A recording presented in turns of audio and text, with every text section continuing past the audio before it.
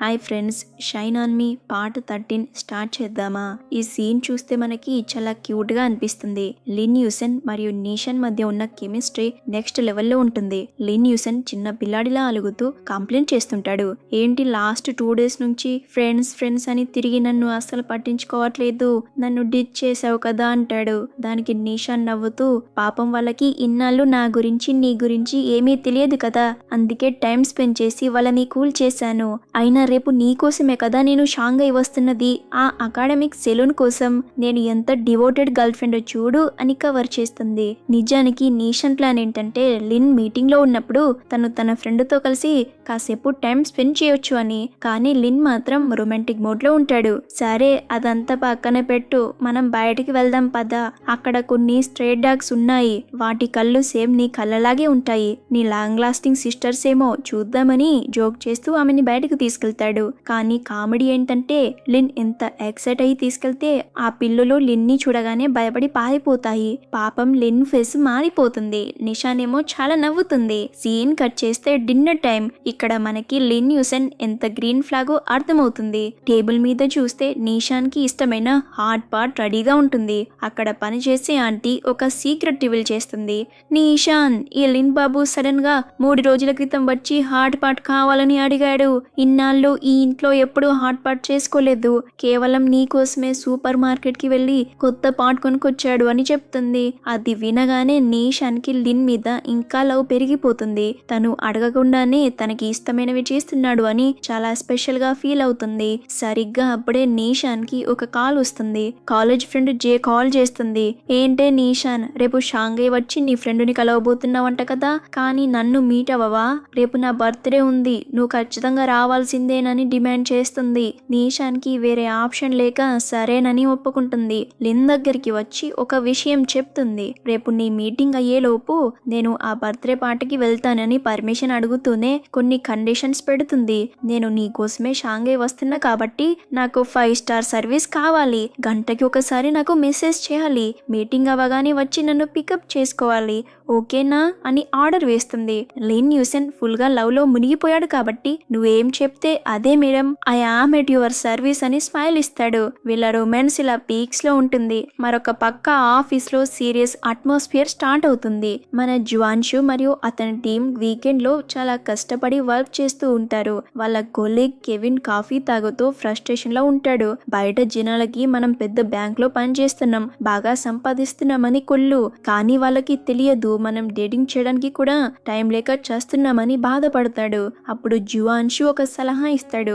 అందుకే మన ఫీల్డ్ లో ఉన్న అమ్మాయిలని లవ్ చేయాలి, అప్పుడే మన కష్టం వాళ్ళకి అర్థమవుతుంది అని చెప్తాడు. అప్పుడే టాపిక్ వాళ్ళ కొలీగ్ అయిన మియా బర్త్డే గురించి వస్తుంది. రేపు తన బర్త్డే కదా, పార్టీ ఉంది అని డిస్కషన్ వస్తుంది. కానీ జువాన్షు ఫేస్ లో మాత్రం ఎక్సైట్మెంట్ ఉండదు, ఎందుకంటే అతను మెంటల్ గా టైర్డ్ అయిపోయి ఉంటాడు. పైగా మనసులో ఇంకా పాత జ్ఞాపకాలే ఉన్నాయి. సో రేపు షాంఘైలో 2 బర్త్డే పార్టీలు జరగబోతున్నాయి.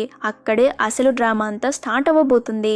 నీషన్ మరియు లిన్ యూసెన్ మధ్య లవ్ ట్రాక్ ఎంత స్మూత్ గా ఉందో, అటు పక్క మన జువాన్షు లైఫ్ లో కూడా అంతే కన్ఫ్యూజన్ నడుస్తుంది.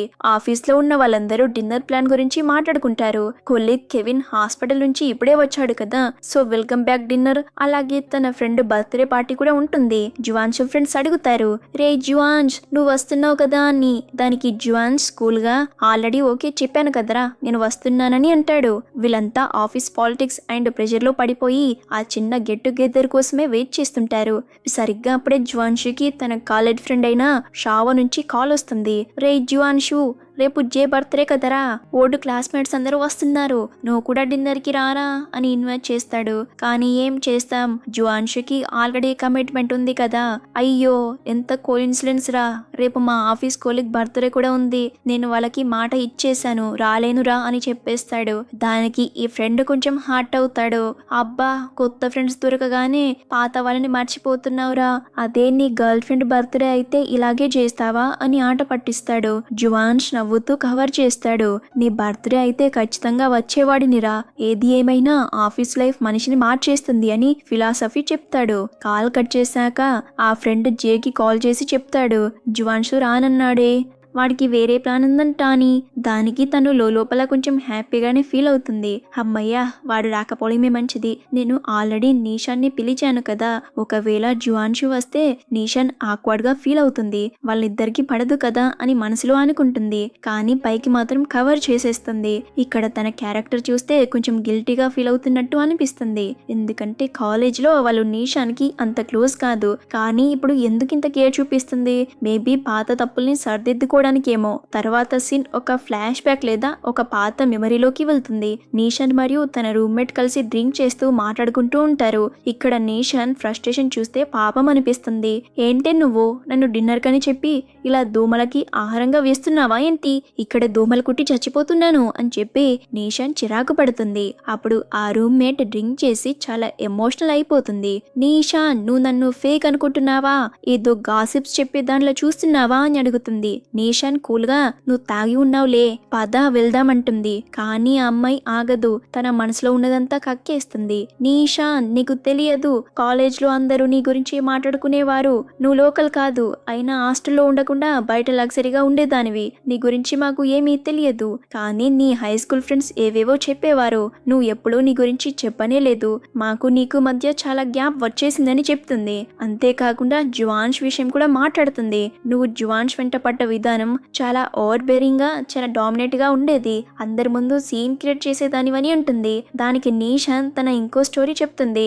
నేను డామినేట్ చేయలేదు, నేను జస్ట్ డైరెక్ట్ గా ఉన్నాను, నా భయాన్ని కవర్ చేసుకోవడానికి గట్టిగా మాట్లాడేదాన్ని అంతేనని క్లారిటీ ఇస్తుంది. అప్పుడు ఆ ఫ్రెండ్ అసలు నిజం చెప్తుంది. జువాన్ వాళ్ళ అమ్మకి హెల్త్ బాగోలేనప్పుడు నువ్వు సడన్ గా అంత డబ్బు ఇచ్చేసావు కదా, అది చూసి నాకు భయం వేసింది నీషాన్. పేరెంట్స్ ని అడగకుండానే వేలకి వెళ్ళి తీసి ఇచ్చావంటే నీ రేంజ్ ఏంటి మా రేంజ్ ఏంటని అర్థమైంది. మన రెండు ప్రపంచాలు వేరు అని అప్పుడే ఫిక్స్ అయ్యాను అని చాలా ఎమోషనల్ గా చెప్తుంది. సో బేసిక్ గా నీషాన్ రిచ్నెస్, ఆ డబ్బు వల్లే వాళ్ళ మధ్య దూరం పెరిగింది తప్ప వేరే శత్రుత్వం ఏమీ లేదు అని ఇక్కడ మనకి క్లారిటీ వస్తుంది. ఫ్రెండ్స్ ఈ సీన్ లో తను మైకంలో చెప్పే మాటలు వింటే మనకి అసలు నిజాలు, వాళ్ళ మనసులో ఉన్న కాంప్లెక్స్ ఫీలింగ్స్ అన్ని అర్థమవుతాయి. ఆ రోజు రాత్రి జరిగిన సీన్ ఇంకా కంటిన్యూ అవుతుంది. జే ఒక పాత సంఘటన గుర్తు చేస్తుంది. నీషాన్ నీకు ఆ రోజు బ్యాంక్ సీన్ గుర్తుందా? జువాన్షు వాళ్ళ అమ్మ ఆపరేషన్ కోసం డబ్బులు డ్రా చేయడానికి వెళ్ళినప్పుడు బ్యాంకు మొత్తం జనంతో ఫుల్ గా ఉంది, టోకెన్ మిషన్ పని చేయట్లేదు, క్యూ లైన్లు కూడా చాలా ఉన్నాయి. కానీ నువ్వు లోపలికి వెళ్ళగానే ఏమైంది? ఆ ఫ్లోర్ మేనేజర్ పరిగెత్తుకుంటూ వచ్చి నిన్ను వేస్ట్ చేసి ఒక సెకండ్ కూడా వెయిట్ చేయకుండా నేరుగా విఐపీ లాంచ్ దగ్గరికి తీసుకెళ్లాడు అని గుర్తు చేస్తుంది. నీషాన్ దాన్ని చాలా క్యాజువల్ గా తీసుకుంటుంది. అందులో ఏముంది, జువాన్ష్ కి అర్జెంట్ గా మనీ కావాలి, అప్పుడు అది విఐపీ విండో కాబట్టి హెల్ప్ చేశారు అంతే అని సింపుల్ గా అంటుంది. కానీ జేకి ఆ ఇన్సిడెంట్ ఒక పెద్ద షాక్. నీకు అది చాలా నేచురల్ గా అనిపించొచ్చు నీషాన్, కానీ ఆ రోజు మాకు అర్థమైంది ఏంటంటే డబ్బులున్న వాడికి లోకమిచ్చే మర్యాద వేరు, లేనివాడి పరిస్థితి వేరు. ఒకవేళ ఆ రోజు నువ్వు లేకపోతే మేము ఆ క్యూలో నిల్చొని ఏమైపోయే వాళ్ళము అని ఆ డబ్బు తాలూకు గ్యాప్ ని ఎత్తి చూపిస్తుంది. మనం ఎంత ఆర్గ్యూ చేసుకున్నా వేస్ట్, మన ప్రపంచాలు వేరు అని జే డిసైడ్ అయిపోతుంది. ఇక్కడే జే ఇంకొక షాకింగ్ నిజం ఒప్పుకుంటుంది. నీషాన్ మాట్లాడుతూ అసలు నీకు జువాన్ష్ అంటే ఇష్టమా అని అడుగుతుంది. దానికి జే మొహమాటం లేకుండా అవును ఇష్టమే, జువాన్ష్ లాంటి హ్యాండ్సమ్ అండ్ ఇంటెలిజెంట్ అబ్బాయి అంటే ఎవరికి ఇష్టం ఉండదు, కానీ వాళ్ళ ఫ్యామిలీ బ్యాక్గ్రౌండ్ పెద్ద బర్డెన్, వాళ్ళ అమ్మకి సీరియస్ గా హెల్త్ ప్రాబ్లమ్స్, అలాగే చిన్న తమ్ముడు, ఇవన్నీ చూస్తే భయమేసింది, అందుకే నేను వెనక్కి తగ్గాను అని ప్రాక్టికల్ గా మాట్లాడుతుంది. అంతేకాదు జువాన్షు చైల్డ్హుడ్ ఫ్రెండ్ గురించి ఒక నిజం చెప్తుంది. తను ఎందుకు జువాన్షుని ఇన్నాళ్ళు హోల్డ్ లో పెట్టిందో తెలుసా? కేవలం వాడి పేదరికం వల్లే. వాళ్ళ ఫ్యామిలీ ప్రాబ్లమ్స్ లేకపోతే ఆమె ఎప్పుడో వాడి మీద పడిపోయేది. కానీ నువ్వు వచ్చాక సీన్ మొత్తం మారిపోయింది. నీకు ఆస్తి ఉంది, ధైర్యం ఉంది, నువ్వు ఒక్కదానివే వాడి ఫ్యామిలీ గురించి ఆలోచించకుండా ప్రేమించావు. నిజం చెప్పాలంటే నువ్వు గెలవాలని నేను కోరుకున్నాను, అదే టైంలో నువ్వు గెలుస్తావేమో అని ఆశయ కూడా పడ్డాను అని తన జెలసీని బయటపెడుతుంది. అలా మాట్లాడుతూనే జే నోరు జారి ఒక మాట అనబోతుంది. నీషాన్ నీకు నిజంగా అనిపించట్లేదా జువాన్షు ఇంకా అని ఆగిపోతుంది. ఇంకా ఏంటి అని నీషాన్ అడిగి నేను చెప్పనులే అని సైలెంట్ గా ఉంటుంది.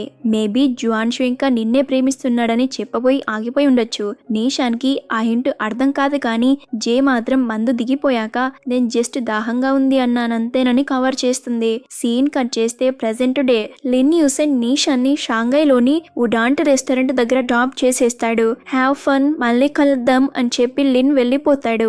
నీషాన్ లోపలికి వెళ్లేసరికి ఫ్రెండ్స్ అందరూ వెయిట్ చేస్తూ ఉంటారు. హ్యాపీ బర్త్డే జే అని విష్ చేస్తూ చేస్తూ ట్రాఫిక్ వల్ల లేట్ అయిందని చెప్తుంది. అక్కడ టేబుల్ మీద ఉన్న జ్యూస్ చూడగానే వాళ్ళకి కాలేజ్ డేస్ గుర్తొస్తాయి. చూసావా, ఇన్ని ఇయర్స్ అయినా మనం ఇంకా ఇదే జ్యూస్ తాగుతున్నాం, సేమ్ కాలేజ్ ఫీలింగ్ వస్తుంది కదా అని ఫీల్ అవుతారు.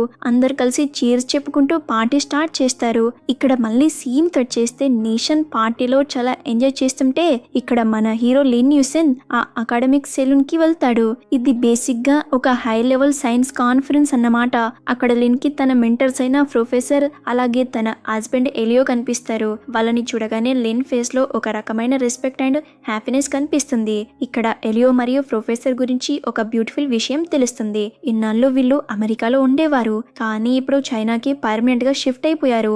లిన్ ఎందుకని అడిగితే ఎలియో చెప్పే ఆన్సర్ విని మనమందరం ఫిదా అయిపోతాం. గత 20 ఇయర్స్ మా ఆవిడ నా కోసం అమెరికాలో ఉంది, ఇప్పుడు తను చైనాలో వర్క్ చేయాలి అనుకుంటుంది కాబట్టి ఆమె కోసం నేను కూడా వచ్చేసాను. ఆమె ఎక్కడ ఉంటే నేను అక్కడే ఉంటానని చెప్తాడు. ఇది వినగానే లిన్ కి కపుల్ గోల్స్ అంటే ఇవేనేమో అనిపిస్తుంది. మేబీ ఇది చూసే మన లిన్ కూడా నిషాన్ కోసం ఎంత దూరమైనా వెళ్ళాలి అని ఫిక్స్ అయ్యాడేమో. అసలు వీళ్ళు చైనాకి రావడానికి main reason brain initiative. Europe మరియు అమెరికాలో హ్యూమన్స్ బ్రెయిన్ మీద పెద్ద పెద్ద రీసెర్చ్ ప్రాజెక్ట్స్ జరుగుతున్నాయి. ఇప్పుడు చైనాలో కూడా ఇలాంటి అడ్వాన్స్ టెక్నాలజీ తీసుకురావాలని ప్రొఫెసర్ ప్లాన్. ఫారిన్ లో ఎంత సక్సెస్ ఉన్నా కూడా సొంత దేశానికి వచ్చి సర్వీస్ చేయడంలో ఉన్న కిక్ వేరు అని ఆమె అంటుంది. ఈ మాటలు లిన్ యూసెన్ ని బాగా ఇన్స్పైర్ చేస్తాయి. ఎందుకంటే లిన్ కి కూడా బిజినెస్ కంటే ఇలాంటి రీసెర్చ్ అండ్ సైన్స్ అంటేనే పిచ్చి ప్రేమ కదా. సో తన ఫ్యూచర్ ఎటువైపు ఉండాలి అనే క్లారిటీ ఇక్కడే స్టార్ట్ అవుతుంది. సీరియస్ డిస్కషన్ మధ్యలో ఎలియో ఒక చిన్న కామెడీ బాంబుని పేలుస్తాడు. ఎలియో చాలా జోవియల్ పర్సన్. లిన్ యూసెన్ ఇన్నాళ్ళు వీళ్ళ ఇంటికి డిన్నర్ కి రావడానికి ఎందుకు భయపడేవాడో ఇక్కడ రివీల్ అవుతుంది. గతంలో ఈ ఎలియో గాడు ప్రొఫెసర్ పేరు చెప్పి లిన్ ని మోసం చేసి ఒక బ్లైండ్ డేట్ కి పంపించాడంట. ఆ దెబ్బకి లిన్ వీళ్ళ ఇంటికి రావడమే మానేశాడు. నా పేరు వాడి బ్లైండ్ డేట్స్ అరేంజ్ చేస్తావా అని ప్రొఫెసర్ ఎలియోని ఆట పట్టిస్తుంది. చివరగా ఎలియో లిన్ ని చూసి నీకు లుక్స్ ఉన్నాయి, టాలెంట్ ఉంది, కానీ డేటింగ్ ఎందుకు చేయట్లేదు, చైనీస్ వాళ్ళు ఇంత రిజర్వ్డ్ గా ఉంటారా అని కామెంట్ చేస్తాడు. పాపం ఎలియోకి తెలియదు కదా మనోడు ఆల్రెడీ నిషాన్తో పీకల్లోతు ప్రేమలో ఉన్నాడని. లిన్ యూసెన్ మాత్రం లోపల నవ్వుకుంటూనే నా స్టోరీ వేరే ఉందిలేండి అన్నట్టు సైలెంట్ గా ఉంటాడు. మొత్తానికి ఈ మీటింగ్ వల్ల లిన్ మళ్ళీ మెడికల్ అండ్ రీసెర్చ్ ఫీల్డ్ లోకి రావడానికి మెంటల్ గా ప్రిపేర్ అయిపోతాడు. ఇక్కడ ఎలియో క్యారెక్టర్ భలే ఫన్నీగా ఉంటుంది. తను చేసిన పనికి తనే కవర్ చేసుకుంటూ ఉంటాడు. మా చైనీస్ కొలీగ్స్ చాలా మంది బ్లైండ్ డేట్స్ ద్వారానే పెళ్లిళ్ళు చేసుకున్నారు, అందుకే నీకు కూడా సెట్ అవుతుందనుకున్నానని లిన్ యూసెన్ తో అంటాడు. పైగా ఆ లేడీకి నువ్వంటే చాలా క్రాష్ ఉండేదని ఇంకా కవర్ చేస్తాడు. దానికి లిన్ నవ్వుతూ ఒక కౌంటర్ వేస్తాడు. నువ్వు చేసిన ఈ బ్లైండ్ డేట్ ప్రయోగం వల్ల నా గర్ల్ ఫ్రెండ్ చాలా అప్సెట్ అయింది తెలుసా, తను ఈ విషయం గురించి ఇంకా మర్చిపోలేదని నిషాన్ గురించి చెప్తాడు. అది వినగానే ఎలియో ప్రొఫెసర్ ఇద్దరు ఎక్సైట్ అవుతారు. ఓయ్, ఫైనల్ గా నువ్వు రిలేషన్షిప్ లో ఉన్నావా, ఆ అమ్మాయి ఎలా ఉంటుంది అని ఆరా తీస్తే అప్పుడు లిన్ నిషాన్ గురించి చెప్పే మాటలు వింటే అమ్మాయిలో పడిపోతారు. తను చాలా స్మార్ట్, వైబ్రెంట్, చాలా స్ట్రాంగ్ స్పిరిట్ ఉన్న అమ్మాయి. I am lucky to have her అని చాలా ప్రౌడ్ గా చెప్తాడు. ఎలియో వెంటనే సరే ఏదో ఒక రోజు డిన్నర్ కి పిలువు, ఆ బ్లైండ్ డేట్ అనేది జస్ట్ నా ట్రిక్ అని నేనే ఆమెకి ఎక్స్ప్లెయిన్ చేస్తానని కూల్ చేస్తాడు. ఇక్కడ సీన్ కొంచెం ఎమోషనల్ గా మారుతుంది. ప్రొఫెసర్ లిన్ యూసెన్ ని అడుగుతుంది, నువ్వు సడన్ గా మెడికల్ ఫీల్డ్ ఎందుకు వదిలేసావు, మాకు డీటెయిల్స్ క్లియర్ గా తెలియదు అని అడుగుతుంది. అప్పుడు లిన్ యూసెన్ తన లైఫ్ లో జరిగిన స్ట్రాటజీని ఓపెన్ చేస్తాడు.